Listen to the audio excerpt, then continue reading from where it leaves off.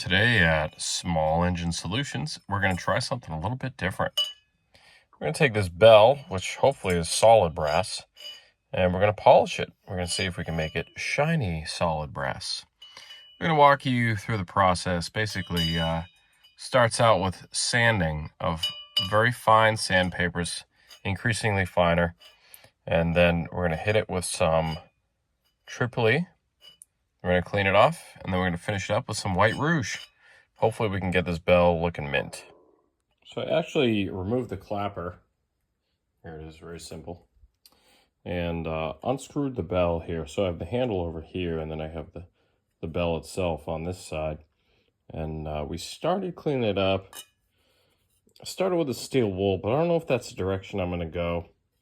So I'm going to show you what it looks like after a little bit of sanding. And I'll tell you what sandpapers I use when I find them. And what we ended up settling on was actually some 800 grit that I have. Just use that a little bit on some of the rougher spots. I will do some more work with it. And then we ended up going with a gray Scotch-Brite, which is a fine Scotch-Brite. And this is the result. So you can see from the initial part of the video that we've already cleaned off some of the oxidation, the darker color. So this brass should actually polish up pretty nice. After I finish up with a little bit more sanding work to get rid of, some of the discoloration there, we will hit it with the buffing wheel, and that's when you'll see the real magic start to happen. So we'll explain that when we get to it. Okay, so now we're at the stage in the game where we actually have our buffing wheel out. This is just a regular grinder. Nothing crazy. I kind of wish I had bigger flap wheels on here and a grinder with a little bit more guts, but you know what? This is just kind of a side thing. This is a medium wheel, and this is a fine wheel or a softer wheel. As you can see, for the noobs, I have labeled them Tripoli only, White Rouge only.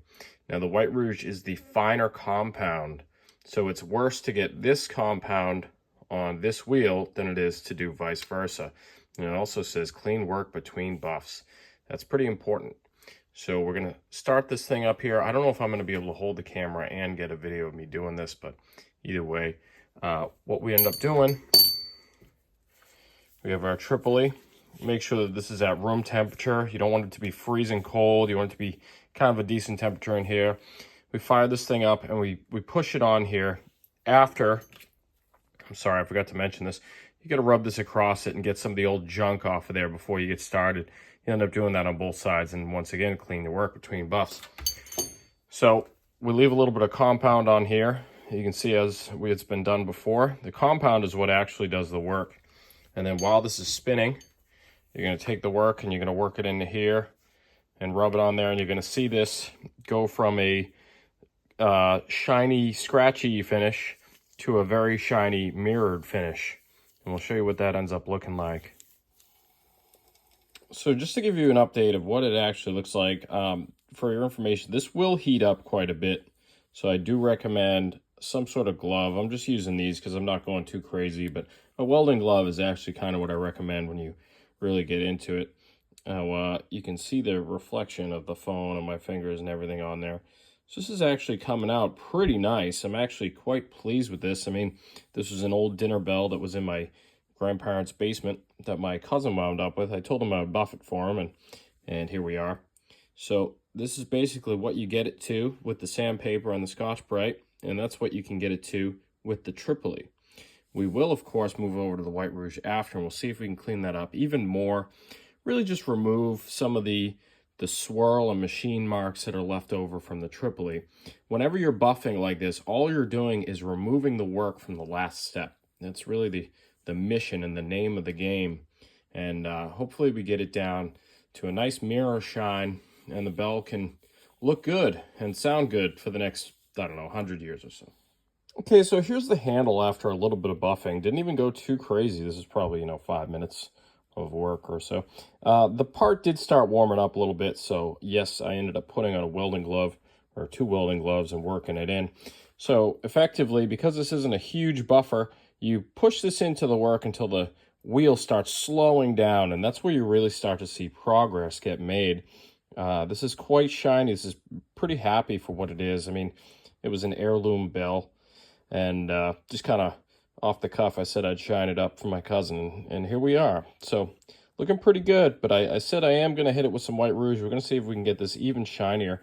Of course, I do have to do the bottom section of the bell section. We'll see how that looks as well.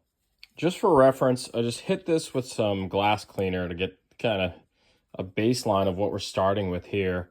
And it doesn't look horrible, but it definitely doesn't look great either. On the inside, you can see where when it was machined a long time ago, they obviously cast it, and then up to this point, they started machining it. You see how shiny it's able to get inside of there after they did it. Brass is a really good material to buff up. It's somewhat resistant to corrosion, depending, of course, where you keep it. And it does end up taking on a good shine, just like our handle over here. So hopefully I can get similar results on this. Once again, I'm going to start out with an 800 grit sandpaper and then work my way up to the gray Scotch-Brite.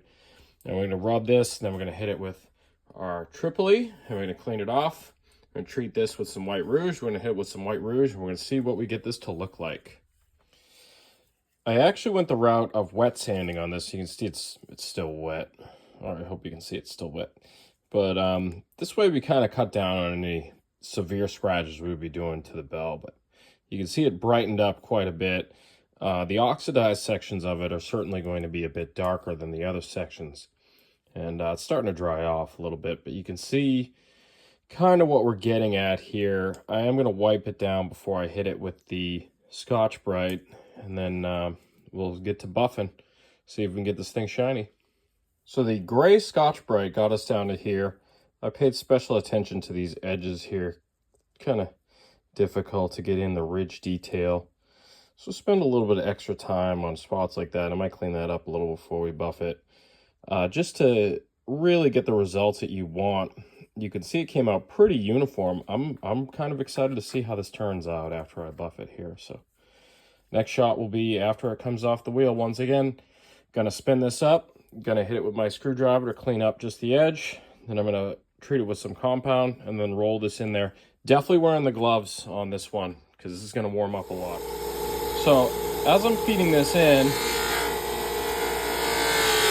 I'm only using one hand. The other hand is the one holding the camera. I'm basically getting it to the point where it slows down the wheel. That's where you can see the work is being done. As the work starts to slow down, you're definitely going to have to apply more compound to the wheel. The results are coming out pretty good, though. Oop. So the results are actually pretty good for a bell that was most likely relatively inexpensive when my grandfather bought it. Probably, at this point, 60, 70 years ago.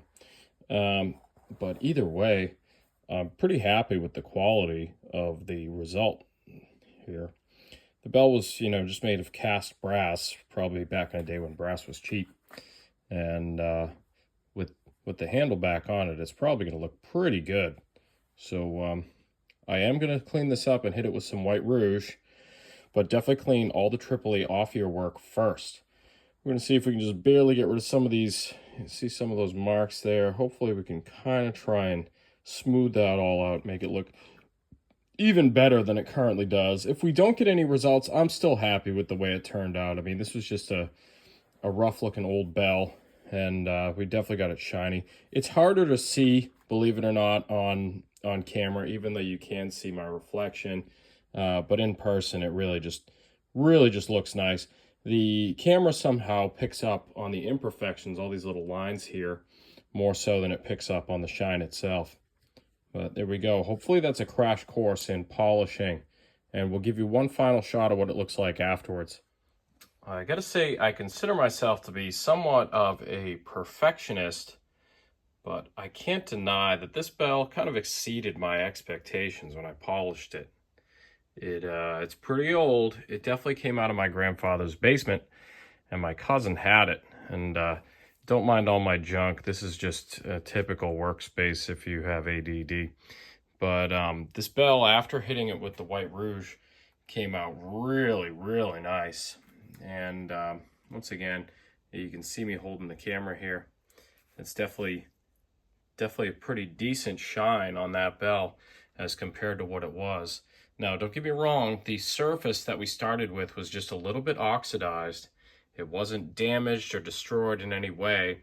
If there was deep scratches in this, I would have had to sand it with probably something as aggressive as like a 320 sandpaper, and then work my way down all the way to an 800 and then to the gray Scotch-Brite. But on this one, I got away with just a little bit of 800 and then some gray Scotch-Brite to clean up the surface.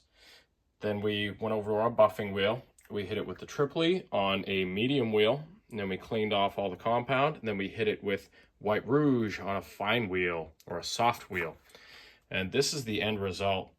So this looks pretty good. If I want to go crazy, I could even use like a liquid polish, like a mag polish or something like that, but I don't think it's necessary. I think that this is a lot better than it was.